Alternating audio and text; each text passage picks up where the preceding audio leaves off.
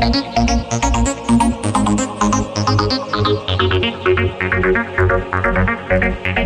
कार्तिक कश्यप स्वागत करता हूं आपके अपने चैनल वाईटी पेपअप में। तो पिछले क्लास में हम देखे थे हमारा मस्कुलर सिस्टम और स्केलेटल सिस्टम कंप्लीट हो चुका था। तो आज का जो हमारा टॉपिक होगा वो होगा नर्वस सिस्टम, जिसे हम हिंदी में अगर बात करें तो तंत्रिका तंत्र बोलते हैं। नर्वस सिस्टम हिंदी में हम इसे क्या बोलते हैं? तंत्रिका तंत्र। तो सबसे पहले बात करते हैं ये बना किस चीज का होता है, किस सेल का बना हुआ होता है। जैसे अगर हम बात कर लें लीवर का, तो लीवर हमारा किस चीज का बना हुआ होता है, किस सेल का बना होता है? ये बना होता है हिपैटिक सेल का। अगर हम किडनी का बात कर लें तो किडनी हमारा बना हुआ है नेफ्रॉन का। हम देखे थे वहां पे कि किडनी हमारा लगभग मिलियंस ऑफ नेफ्रॉन से बनता है। और उसके बाद जो है हमारा लंग्स। तो लंग्स हमारा किस चीज का बना हुआ था? काफी मिलियंस ऑफ एल्वियोलाई उसमें प्रेजेंट था, जो कि एक साथ फंक्शन करता है तो लंग्स का फॉर्मेशन होता है। तो उसी तरह जब सारे स्पेसिफिक ऑर्गन्स के पास स्पेसिफिक सेल है, मींस इन सेल के पास कुछ खासियत होता है जिसके वजह से ये फंक्शंस कर पाता है। तो खासियत वाले सेल अगर इनके पास है तो ये तो हमारे शरीर को जो नियंत्रण करता है, मींस कंट्रोल करता है, वो है। मींस अगर हम बात करें, अगर पूरे ब्रह्मांड को अगर गॉड कमांड कर रहा है, मान लेते हैं, तो नर्वस सिस्टम उसी तरह हमारे बॉडी का गॉड है, जो कि हमारे बॉडी को नियंत्रण करता है, कंट्रोल करता है। तो इसके पास भी तो कुछ ना कुछ स्पेशलाइजेशन सेल होगा, स्पेशलाइज्ड टिश्यू होगा, सेल होगा, जो कि कंट्रोल करता होगा हमारे शरीर को। तो इसके पास कौन सा सेल है? तो इसके पास न्यूरॉन्स, जिसको कि नर्व सेल भी हम बोलते हैं।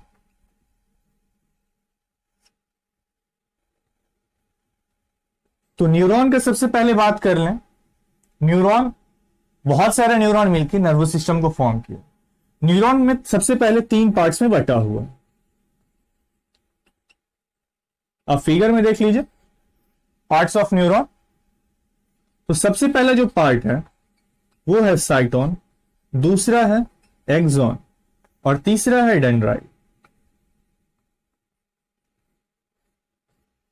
काफी बच्चों को प्रॉब्लम हो सकता है जो कि हिंदी लैंग्वेज से होंगे।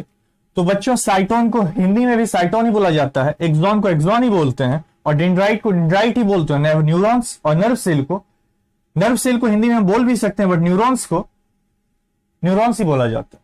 तो मैं काफी बार बता चुका हूं कि बायो में कुछ वर्ड्स ऐसा होता है जो कि सिमिलरिटीज होता है हिंदी इंग्लिश दोनों में। तो आप अगर अपने आप को थोड़ा डेवलप कर सके इंग्लिश में तो आपके लिए फायदा है, और बायो में आपको काफी मदद मिलेगा। तो अगर आपको किसी में प्रॉब्लम है तो आप इसको कन्वर्ट कर लीजिए। अगर साइटोन, ठीक है, साइटोन, एक्सोन और डेंड्राइट। अब इन तीनों का फंक्शन देखेंगे, कैसे ये काम करता है, कैसे ये सिग्नल को पहुंचाता है एक पार्ट से दूसरे पार्ट तक, ठीक है। उसके बाद हम रिफ्लेक्स एक्शन भी देखेंगे, रिफ्लेक्स एक्शन होता क्या है।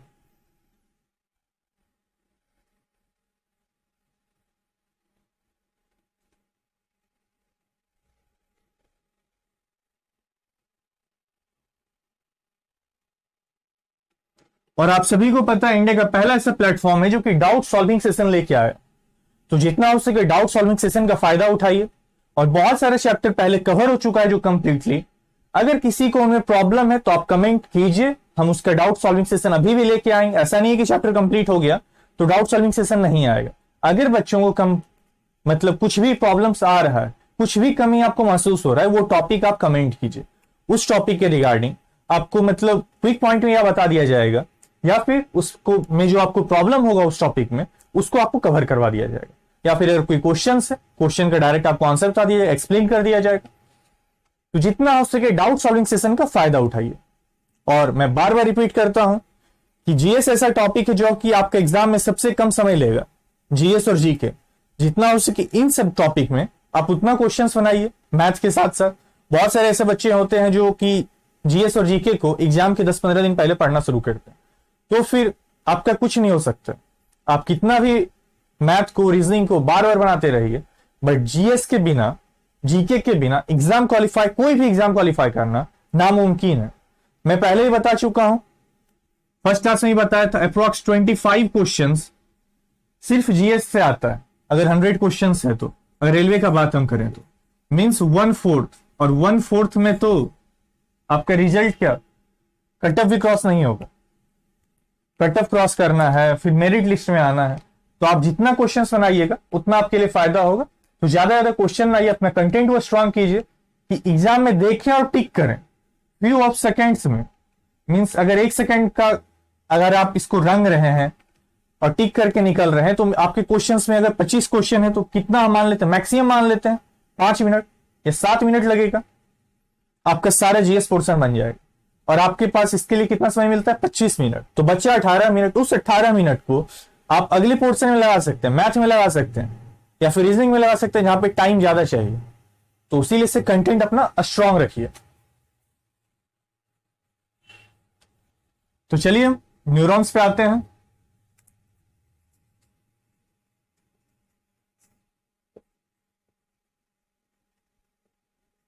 न्यूरॉन्स, ठीक है। तो न्यूरॉन्स के पहले इसके बारे में जान लेते हैं, कुछ बायोडाटा है। न्यूरॉन्स जो है longest cell of our body,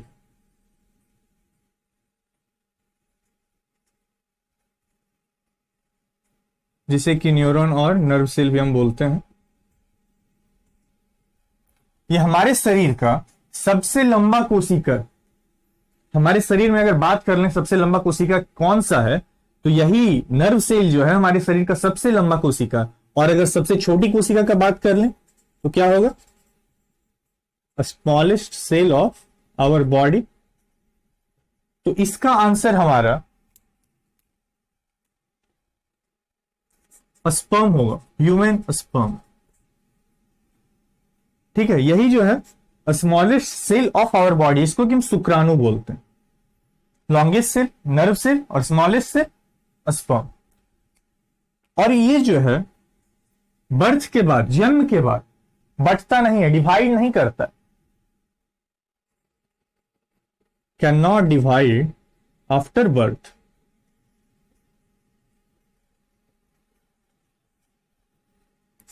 ठीक है, जन्म के बाद ये बंटता नहीं।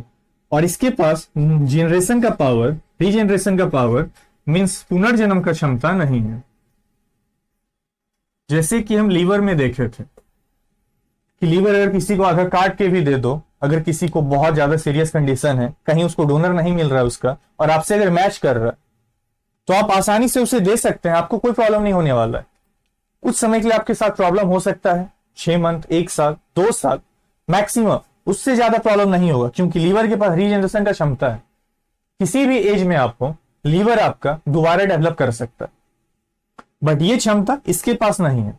अगर एक बार हमारा बर्थ हो गया, उसके बाद वो सेल जो है दोबारा डिवाइड भी नहीं करता है, दोबारा डिवाइड होकर बनता भी नहीं।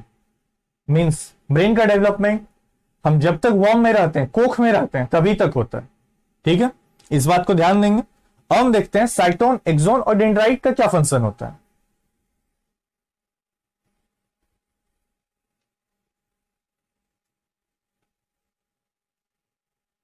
उससे पहले एक इंपॉर्टेंट टॉपिक है, उसको हम देख लेते हैं और फिर हम आगे देखेंगे। Reflex action. तो रिफ्लेक्स एक्शन से हम क्या समझेंगे, वैसा एक्शन जो कि तुरंत एकदम इमीडिएट हो, उसको हम बोलेंगे रिफ्लेक्स एक्शन।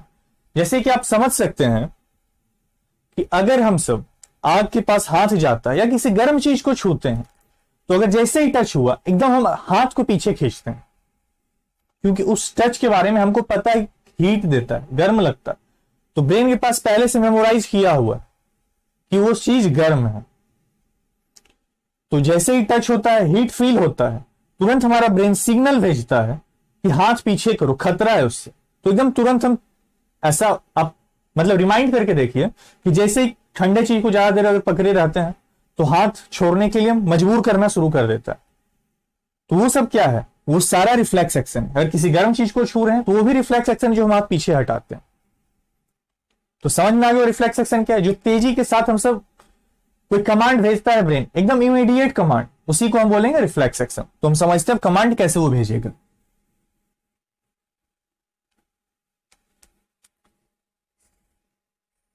आप सब फिगर में देखिए, आपको इमेज दिख रहा होगा वहां पे। मान लेते हैं ये हमारा टर्मिनल है, ये हमारा एक्सॉन,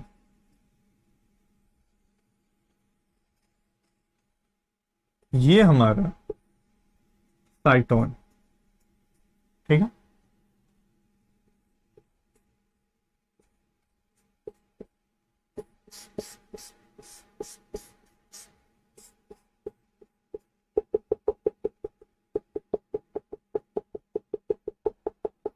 तो हमें बस ये तीनों का फंक्शन देखना है, हम ज्यादा नहीं देखेंगे क्योंकि मास्टर क्लास में हम देखेंगे, रेलवे कोर्स में हम इतना ही देखेंगे जो कि हमारे लिए इंपॉर्टेंट। इतना हमको नहीं जानना है जो कि फालतू हो या फिर एग्जाम में इससे क्वेश्चंस नहीं है। मास्टर कोर्स में अगर किसी को ज्यादा बायो डीप में पढ़ना हो, जीव विज्ञान के बारे में अगर उनके लगता हो कि वो ज्यादा सीख सकते हैं तो मास्टर कोर्स में आइएगा। आरआरबी एनटीपीसी कोर्स के बाद आएगा वो, उसमें हम बायो पूरे डीप में पढ़ेंगे। अभी हम बस जानते हैं ये तीनों का फंक्शन क्यों होता है, क्योंकि एग्जाम में इनसे क्वेश्चन एक दो बार आ चुका है तो उसे हम कवर कर लेते हैं। तो टर्मिनल है ये, और ये जो मिडिल पार्ट है ये हमारा एक्सॉन है।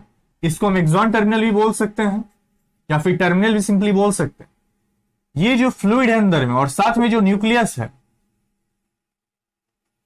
उससे हम दोनों मिला के क्या बोलते हैं, साइटोन बोलते हैं। और यहां पे हमारा एक न्यूरॉन्स या एक नर्व सेल इंड हो रहा है, तो दूसरा यहां से जुड़ रहा होगा और दूसरा जुड़ेगा तो कैसे, टर्मिनल में हमारा ये जो डेंड्राइट है ये जुड़ेगा, मींस दूसरे न्यूरॉन्स का। तो यहां पे एक सिनेप्स का फॉर्मेशन होगा।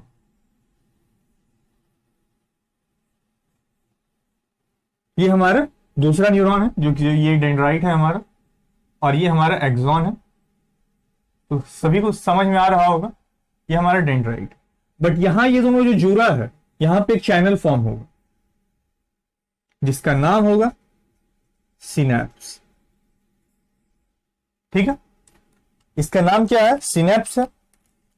तो यहां क्या होगा, इस न्यूरॉन में मींस यहां पे जो सिग्नल आएगा वो आएगा किस फॉर्म में, केमिकल सिग्नल होगा। हमारे बॉडी में कहीं पे भी अगर दो सेल मिल रहा हो तो हमेशा दो सेल के बीच में केमिकल सिग्नल या फिर केमिकल चैनल ही फॉर्म होता, मींस बनता है। अगर कुछ आदान प्रदान दो सेल के बीच में होगा तो केमिकल सेक्रीशन के बीच में या केमिकल लिक्विड के बीच में के रूप में होगा, इलेक्ट्रिकल नहीं होगा। बट अगर हम बात करें पूरे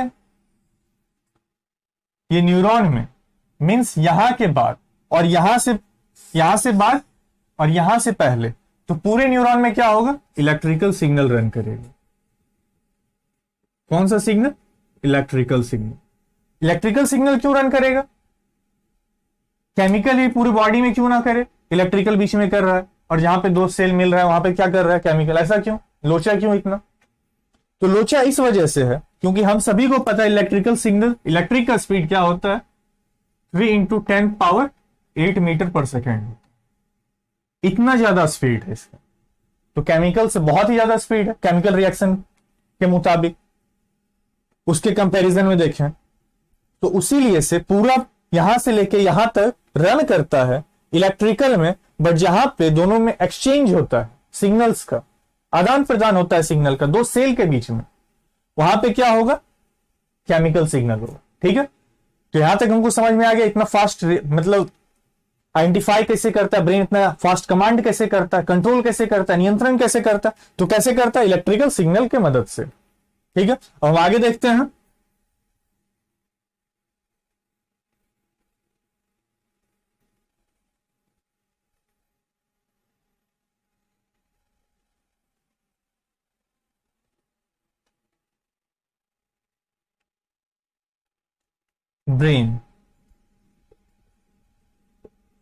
ब्रेन को हम इंसेफ्लॉन भी बोलते हैं। इसका वेट अप्रॉक्स 1.3 to 1.4 kg होता है, या फिर अगर हम ग्राम में बात करें तो 1300 से 1400 ग्राम बोल सकते हैं, ठीक है। अप्रॉक्स मान सकते हैं हम 1.5 kg या 1500 ग्राम। बट अगर एक्चुअल डाटा में हम अगर बात करें तो ब्रेन का कैपेसिटी कितना होता है उसमें देखें तो 1400 सीसी होता है। ठीक है, जैसे जैसे हमारा डेवलपमेंट होते गया वैसे वैसे हमारा सीसी बढ़ता गया। अब हम बात करेंगे ब्रेन डिवाइड कितने पार्ट में हुआ है।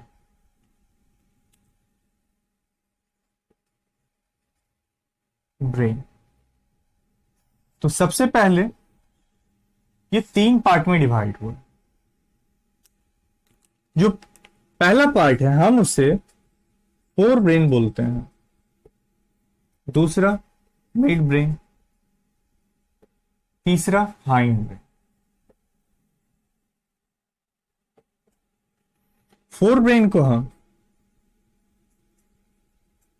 अग्र दिमाग बोल सकते हैं, इसे मध्य दिमाग और इसे पिछला दिमाग या फिर छोटा दिमाग। अब हम देखेंगे इन तीनों में कौन कौन सा ब्रेन का पार्ट क्या क्या कंट्रोल करता है फंक्शन में देखेंगे। अभी हम बस सबका नाम जान लेते हैं। तो फोर ब्रेन में सबसे पहले क्या आएगा, सेरिब्रम। दूसरा क्या आएगा, थैलेमस। और तीसरा हाइपोथैलेमस। मिड ब्रेन क्या करेगा, इसमें ऑप्टिक लोब होता है, ठीक है। और हाइंड ब्रेन में मेडुला ऑब्लंगाटा, जो कि हम देख चुके हैं रिस्पायरेशन में देखे थे कि जितना भी इनवॉलेंट्री एक्शन होता है रिस्पायरेशन में हम देख लिए हैं या फिर हम मस्कुलर सिस्टम में देखे थे, कोई भी इनवॉलेंट्री एक्शन होता है जिसपे कि हमारा नियंत्रण नहीं होता, वो सब कुछ कंट्रोल कौन करता है, मेडुला करता है। वहां पे हम नाम देखे थे, मेडुला जाना पहचाना नाम है। और दूसरा नाम जो है वो पोन्स वेरोली, ठीक है। ये हमारा ब्रेन का फंक्शन है। फोर ब्रेन मींस अग्र दिमाग में 3 पार्ट होगा, सेरिब्रम, थैलेमस और हाइपोथैलेमस। मिड ब्रेन में ऑप्टिक लोब। अगर ऑप्टिक लोब को हम देखें तो एग्जाम के पॉइंट ऑफ व्यू से ये ज्यादा इंपॉर्टेंट नहीं रखता, इससे अभी तक एक भी सवाल नहीं आया है। और तीसरा hind brain, medulla oblongata, pons. और दूसरा जो पार्ट है हमारा पोन्स वेरोली। तो अगर एग्जाम के पॉइंट ऑफ व्यू से हम अगर देखते हैं तो ये 5 पार्ट हमारे लिए इंपॉर्टेंट होगा। तो नेक्स्ट क्लास में हम ये 5 पार्ट को कवर करेंगे। इसका फंक्शन क्या होता है, ये हमारी बॉडी को कंट्रोल कैसे करता है और नियंत्रण कैसे हमारे शरीर पे रखता है, वो सब कुछ हम देखेंगे। और क्या क्या किसका फंक्शन है, अगर हम दौड़ रहे हैं तो वो किसके वजह से दौड़ रहे हैं, किसके कोऑर्डिनेशन की मदद से हम दौड़ रहे हैं। अगर हमारे पास कुछ फीलिंग्स आ रहा है या फिर प्यार मोहब्बत जो भी जगता है टीन एज में मैक्सिमम को, वो किसके वजह से जग रहा है, ये किस पार्ट में देखेंगे, हम सब कुछ कवर करेंगे अगले क्लास में एकदम डिटेल में। तो आज के लिए हम यहीं रहने देते हैं। अगर आपको हमारा वीडियो पसंद आया हो तो ज्यादा से ज्यादा लाइक कीजिए, शेयर कीजिए, और जो अभी तक सब्सक्राइब ना किए वो पहले सब्सक्राइब कीजिए और फिर लाइक कीजिए और शेयर कीजिए। तो आज के लिए इतना ही, धन्यवाद।